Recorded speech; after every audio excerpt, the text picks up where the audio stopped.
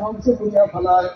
যেরকম দুনিয়া ব্যাপী নাকি বিস্তুর থাকে, কোন একটা না থেকে যদি আগুন ধরা দেওয়া হয়, এক সময় দেখবেন দুনিয়ার না কোনো লাঠি নাই, সব ধ্বংস হয়ে গেছে।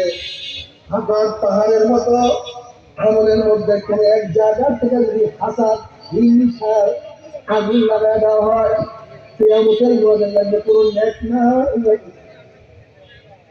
যত নামাজ তত নেক নাই, যত রোজা রাখছো কিচ্ছু নাই, যত এবার তত সব ফাঁকা।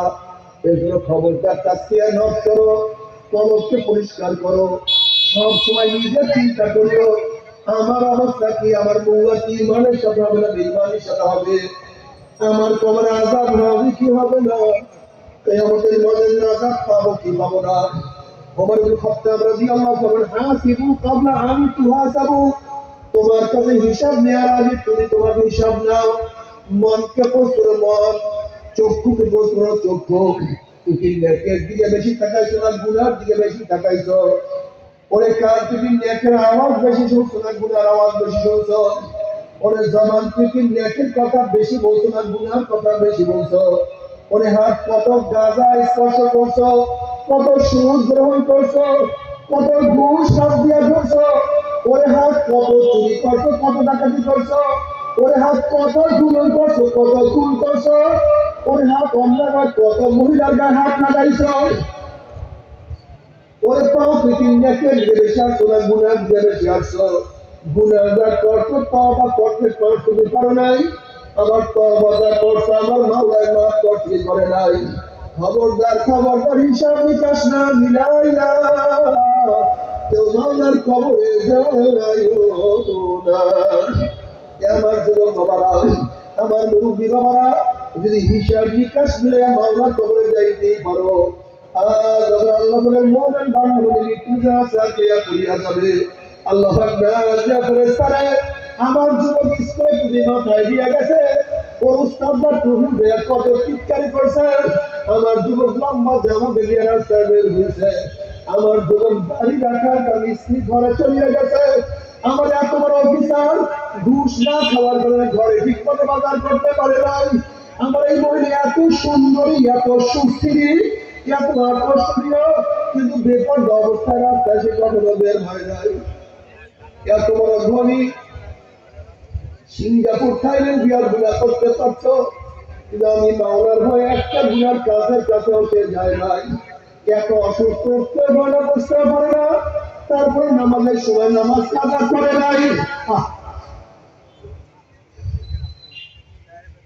এত সাধনা করি, এত সাধনা করি, কোন জান্নাত কেমন খবরদার ওই জান্নাত খানার না দেখাইয়া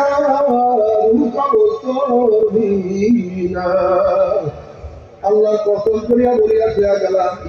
আল্লাহ বলেন মুমিন বান্দা যখন মৃত্যু নেওয়ার দেয়া করিয়া যাবে, হঠাৎ স্বপ্নের মধ্যে দেখতে পারবে জান্নাতের দরজাগুলি কাঁচ কাঁচ করিয়া খুলিয়া গেছে, জান্নাতের মুরগিরা যাওয়ার মালা নিয়ে দাঁড়ায় রয়েছে, বলবে আল্লাহ তাখাফু ওয়ালা তাহজানু وأبشروا بالجنة التي كنتم توعدون। يا الله বলে মুমিন বান্দা বান্দি, আল্লাহ বলে জান্নাতের ওয়াদা করছে, ও যে জান্নাত, কত সুন্দর জান্নাত, ওই জান্নাত দেখার সাথে সাথে আল্লাহ বলে মুমিন বান্দা বান্দি পাগলের মতো জান্নাতের দৌড় মারবে, তখন তার শরীরে রুবাই হয়ে যাইবে। আল্লাহ বলে মুমিন বান্দা বান্দি কোনো কিছু কেন করতে পারবে না। আল্লাহ আল্লাহ তুমি কবুল করিয়া নাও। কবরে যাওয়ার সাথে সাথে কিছু পড়া শুনিয়া জান্নাত, কোরআন বিসমিল্লাহ জান্নাত, জান্নাতের বিছানা বিছানা হবে, জান্নাতের জান্নাতের পোশাক লাগানো হবে। আল্লাহ তুমি কবুল করিয়া নাও। কিয়ামতের ময়দানে আল্লাহ বলেন মুমিন বান্দা বান্দি উঠবে, فأما من أوتي كتابه بيمينه فيقول هاؤم اقرءوا كتابيه إني ظننت أني ملاق حسابيه فهو في عيشة راضية في جنة عالية قطوفها دانية كلوا واشربوا حنيئا بما أسلفتم في الأيام الخالية। زغرامل বড়াই কতে করিয়া যাবে, যেরকম ছাত্র ভালো রেজাল্ট করার পরে মিষ্টির প্যাকেট নিয়ে দৌড়ায় আর বলে আব্বু শুনছো আমার রেজাল্ট কতটা সুন্দর, আব্বু শুনছো আমার রেজাল্ট কতটা সুন্দর, আব্বু শুনছো ক্লাস পাস হয়ে গেছি। দোস্ত শুনছো বলবে ক্লাস হয়ে গেছি, কিন্তু আমাদের ময়দানে যাবেন আমল নামার গায়ে হাতে পড়িয়া যাবে, আমল নামার দৌড় আমল নামার দৌড়ে বলবে আব্বু দেখো আমার কত সুন্দর নামাজের আমল, দেখো কত সুন্দর রেজাল্ট ছড়িয়ে আসছে।